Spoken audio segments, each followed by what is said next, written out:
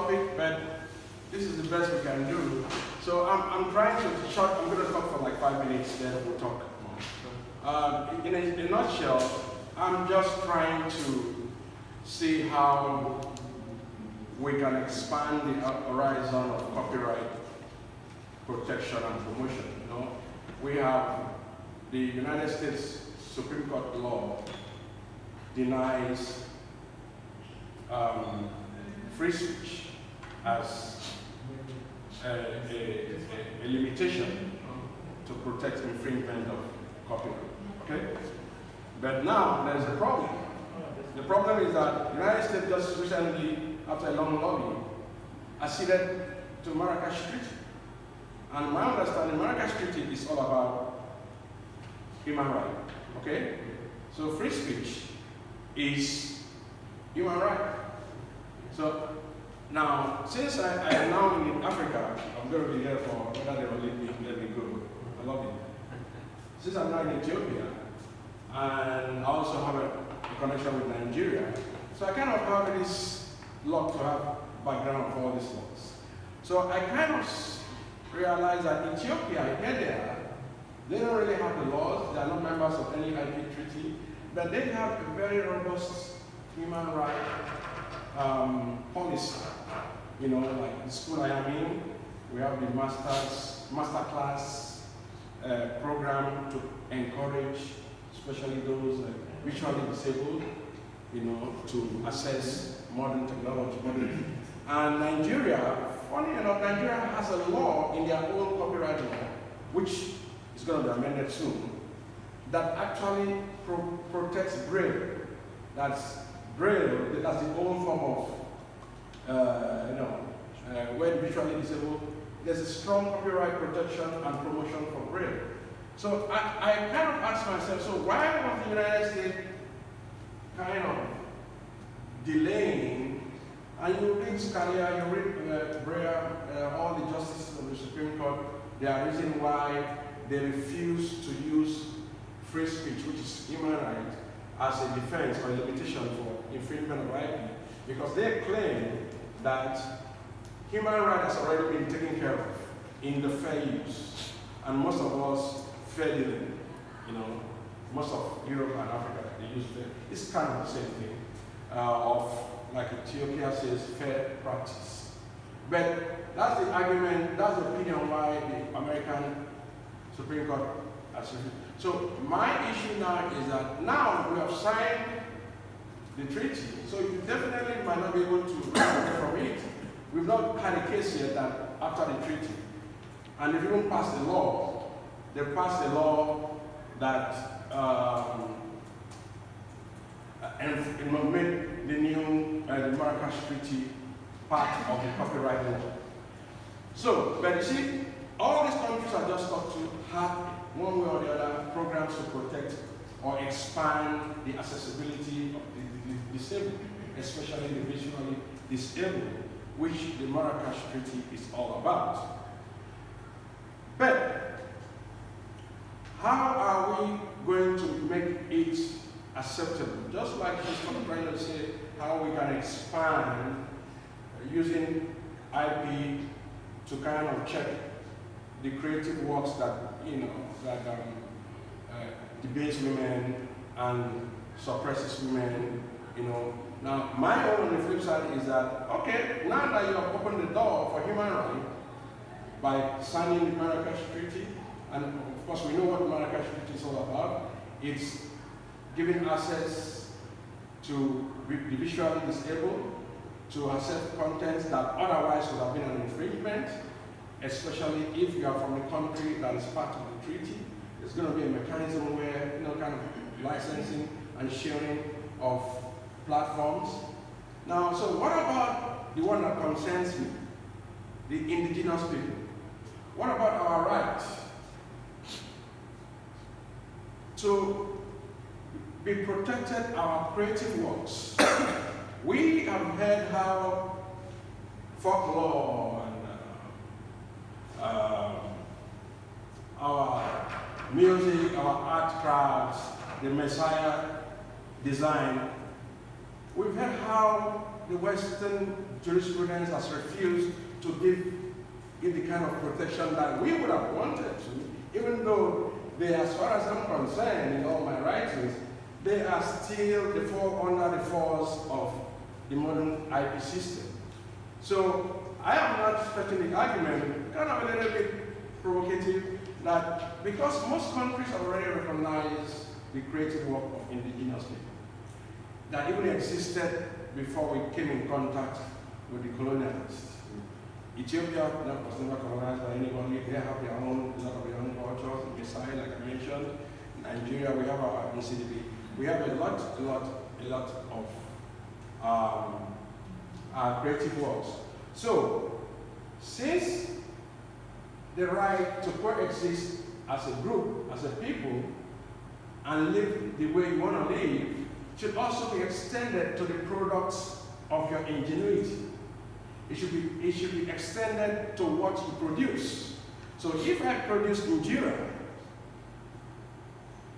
anybody who wants to come and steal injera in wood should talk to me, because it's all about money now, okay? Let's not kid ourselves. IP is now money.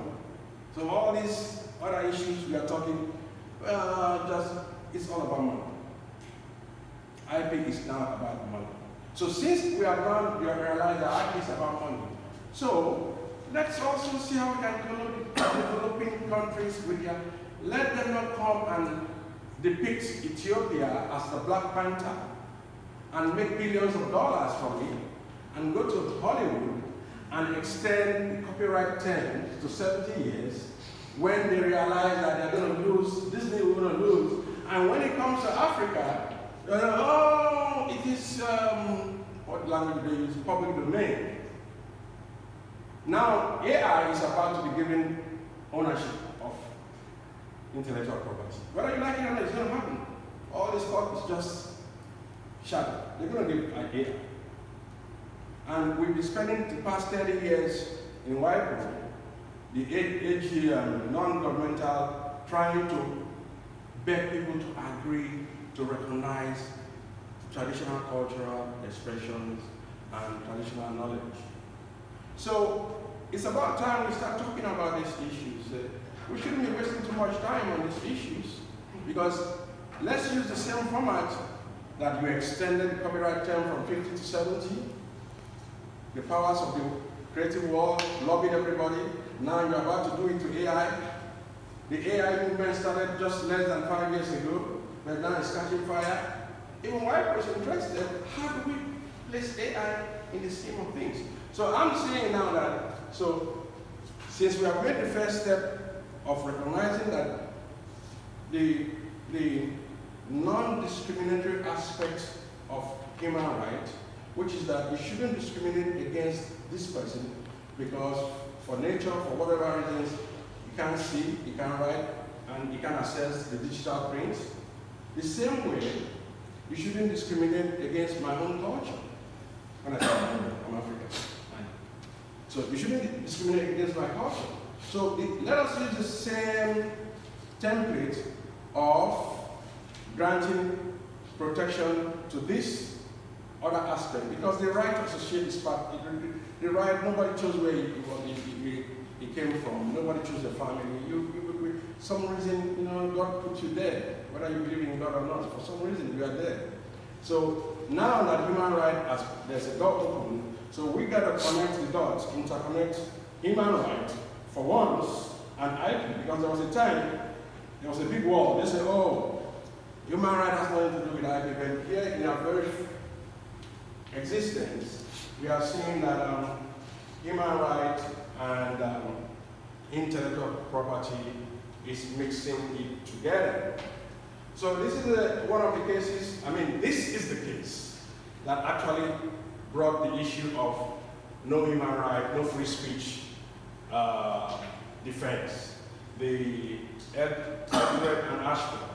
So I would encourage you to read that case very well. It's the locus, like we say in Latin in those days. They teach Latin in these days. Locus classicus. Then the recent one, which has not gone up yet, I don't think it's going to go anywhere. It's going to end there. Google and Garcia, the video the person that did that video and painted the Muslim in a bad light. I think, Rosa, you should look at that video. The second one, in that case, it's going to also, because there was an argument about Geisha said she was deceived to ask that part, and they posted that image on, and the Muslim brothers and sisters were very angry because he painted their faith in a bad light. And they wrote an application under the takedown processes to Google, and Google said, no, we are not going to pull it down. We are not going to put it down. So the lady insisted that you have to put it down. It's my speech. It's my work. It's my creativity. But you are using it in a negative light. But along the line, though they didn't use copyright, they used another law. The full session unbank of the Ninth Circuit reversed themselves, and they ordered the video to be put down. I suspected that Google is going to take it to the Supreme Court. I don't know, but at least that's where it is now. So it will be good for your argument to see the other side of it. So, yeah, so human right and IP, human right is actually not a sword, it's a shield. Human right is basically, safeguarding your fences and your boundaries. But if we combine human rights and IP, it could be a sword and a shield. Like I said, I want to do it briefly so that we can talk more. And I decided to, I've already spoken about this, where I try to be a little bit provocative, but let's broaden the social and economic rights issues to include the right for the indigenous people.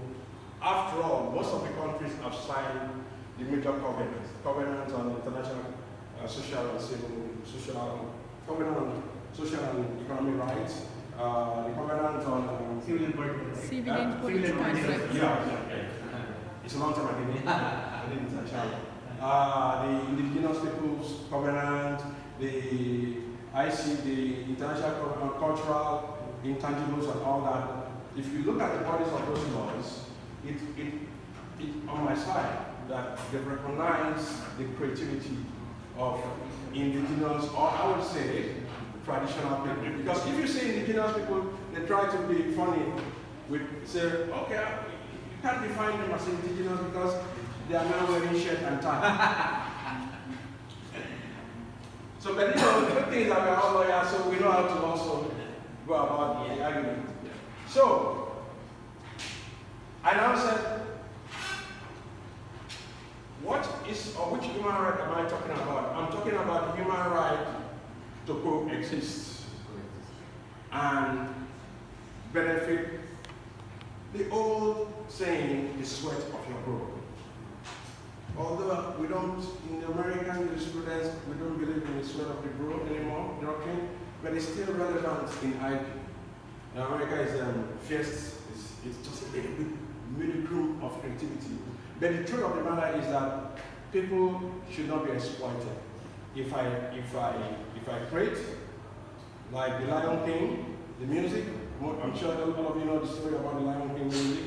The South African who created that music, and somebody came from America and stole it. And down the line, they were so poor until some lawyers from America came and said, but it was $50,000, that was cheap. But anyway, there was a point made. They still paid them something. That shows that at least they recognize that, hey, you stole this thing from these people and you took it to Hollywood and you made a nice music. Just like I argued during my dissertation some years back. I said, hey, Black Panther, I don't care whether it was made by a black man in America. That is my culture. I didn't even know I was going to Ethiopia. Before, I said, that is, because when I did my research, I said, look, that is Ethiopia. You're talking about Ethiopia. This is the story of Ethiopia. And these are all the cultures of Africans that we try to, couple and make it like fair. And you made about $100 billion in 2 months profit, and you can't take only $1 million to a village in Ethiopia and build a school or a movie school, or just $1 million, which is chicken feed. So the 100 billion you are making, and you keep telling me, I'll be talking continuing. No. We are not continuing that game. We'll get somewhere. So that is where we are, and hopefully I made it in less than 10 minutes. So that's my case. And questions?